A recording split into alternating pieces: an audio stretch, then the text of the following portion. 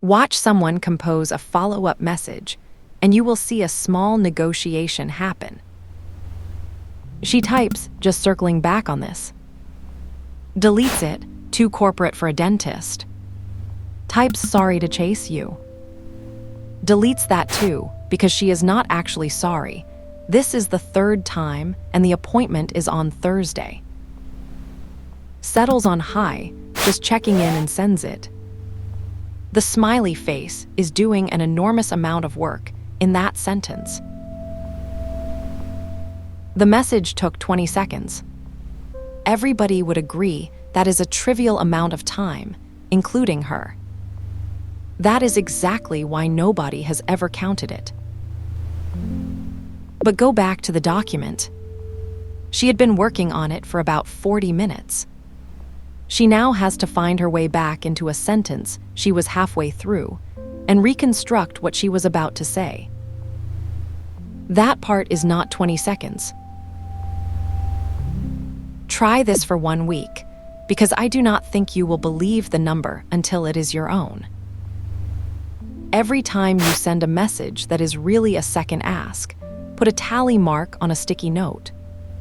Not new requests, only the ones where you already asked and you are asking again. Did you see this? Still on for Saturday, just confirming the time. Any update on the referral? Count the mental ones too, and this is the part people skip. The moments where you did not send anything, but you did stop and think, wait, did that ever get sorted? That is the same job. It just did not produce a message. Most people guess they will land around 5 for the week. Almost nobody comes in under 15. Let me make this concrete, because 15 follow-ups a week is still an abstraction until you watch one of them run its full length. A referral, 1 referral for 1 kid to 1 specialist. The doctor says she will send it. Week 1, nothing arrives. Week 2, a call to the office. Yes, it went out. Week 3, a call to the specialist. No, nothing received. Week 4, back to the doctor's office, where a receptionist says she will look into it and does not call back. So on Friday, there is another call to ask about the looking into it. Week 5, it turns out it went to the wrong fax number, which is its own separate sentence about healthcare. Week 6, it lands, and the booking line is open until 4:30. 9 contacts, 1 outcome that everybody agreed on in week 1. Nobody in that chain did anything wrong, exactly. The doctor meant to send it, the receptionist meant to check. And that is the point. Nothing here failed dramatically enough for anyone to notice it was failing. It just sat there, quietly not happening, and the only reason it ever got done is that one person kept a thread alive in her head for 6 weeks. Now put that against her calendar.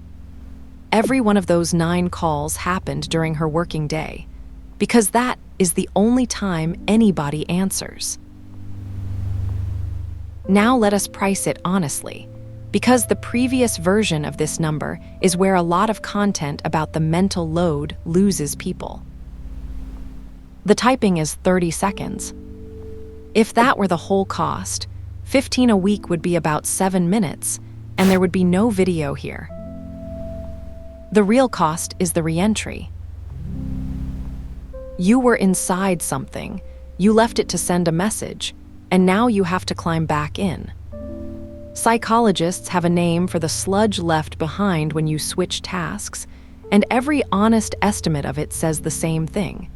Getting back to where you were takes multiple minutes, not seconds. So call it 5 minutes each, once you count getting back to what you were doing. 15 a week is 75 minutes. Across a year, that is about 65 hours, which is a little over 8 working days. 8 days gone on asking for things you had already asked for. And that is the conservative version. In a house with 2 kids in activities, an aging parent, and anything medical happening, 30 a week is completely normal, and you are into 15 working days without trying. I would rather you arrive at your own number than take mine. Here is the thing I actually wanted to say, and it took me a while to see it. Look at where those follow-ups have to happen. The dentist's office is open 9 to 5. The school secretary is at her desk 9 to 3. The pediatrician's booking line closes at 4:30. The insurance company has a queue that is only survivable before lunch. The plumber answers his phone during the day because he is working during the day. Every one of those follow-ups has to be transacted inside business hours. Now look at when she is free. Evenings, after bedtime, weekends. Precisely the hours when there is nobody on the other end to follow up with.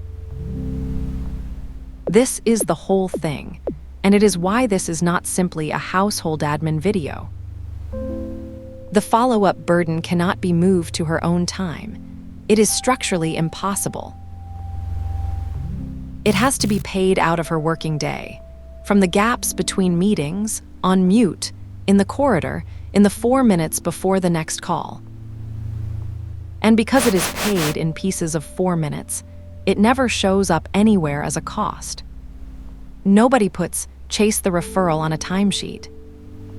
But it comes out of the same budget as the work she is being evaluated on. So why is one person doing nearly all of it? Not because she is nosier, and not because she cares more. Because of something quieter than that. Following up is a job that only exists if somebody notices a loop is still open. If nobody notices, the loop just stays open, and eventually the consequence arrives on its own. The appointment lapses, the form expires, the deposit deadline passes. So the person who does the following up is simply the person who cannot stop noticing. And that is not a virtue either. It is closer to the opposite of a comfort. Someone in the house is running a background process that lists every unclosed loop, and it does not switch off in the evening. The other person is not refusing to run that process. They genuinely do not have it running because someone else's is reliable. Which means the household is not lazy. It is just efficient in a way that concentrates the whole burden into one head. The advice she has almost certainly been given is some version of, "Stop chasing. Let it fail. He will learn." Sometimes that is right. Often it is not, and it is worth being honest about why. The person who pays for the dropped loop is usually not the person who dropped it. If the permission slip does not go in, the adult who forgot is mildly embarrassed for an afternoon. The 9-year-old does not go on the trip. That asymmetry is the reason, "just let it go," is such difficult advice to take. It is not stubbornness. She has correctly worked out who absorbs the cost. So the answer cannot be to care less. It has to be to move the job somewhere else. Here is the shift, and it is a small one that does more than it looks like it should. Most follow-ups exist because a request went to a person and then lived only in the asker's head. She asked, she now has to remember she asked. She has to remember to check. All 3 of those are hers. The fix is to make the asking and the remembering into the same act, done once, by something that is not a person. A shared reminder that fires on both phones, not just hers. A calendar invitation the other person actually accepted, so it appears in their week rather than in her memory. A recurring nudge from a booking system instead of from a wife. None of that is impressive technology. That is sort of the point. It is a reminder with 2 recipients instead of 1, and it converts a follow-up into a notification. The machine does the nagging. Nobody resents the machine, which turns out to matter more than the time saved. A great deal of the cost of the follow-up tax is not minutes. It is the low-grade friction of being the person who always has to ask again, and what that slowly does to how you feel about asking. One boundary, because this can be taken too far, and it is bad when it is. This is narrowly about the mechanical follow-ups, confirmations, deadlines, yes or no replies. Things where a machine asking is genuinely better than a person asking, because the machine has no tone. It is not about the messages with a person on the other end who would notice the difference. Nobody wants an automated, "How did it go today?" If a message would be worse for being sent by a system, that one stays yours, and it should. The goal is not fewer messages. It is fewer messages that cost you something to send. So back to the sticky note. Run it for a week. Not to prove a point to anyone in your house, and not to hand anybody a total at the end. Just so you can see the shape of it, because this is the sort of cost that stays invisible precisely by arriving in 4-minute pieces. Then look at where the marks landed on the clock.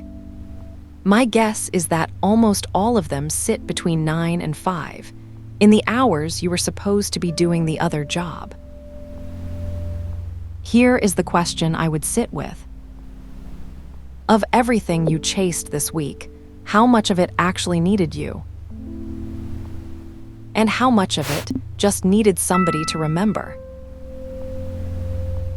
Next week, the family group chat, and why the fastest answer in it always seems to come from the person in a meeting. New one every week. Subscribe if you are going to run the sticky note.